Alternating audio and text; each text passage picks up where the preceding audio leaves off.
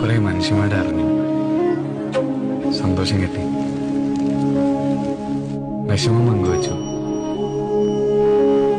കുറെ പകല് വന്നു, കുറെ രാത്രി കഴിഞ്ഞു, കുറെ സത്യം പറഞ്ഞു, കുറെ നാണം കിട്ടും, കുറെയൊക്കെ കിട്ടി, കുറെയൊക്കെ പോയി, കുറെ കരഞ്ഞു, കുറെ ചിരിച്ചു.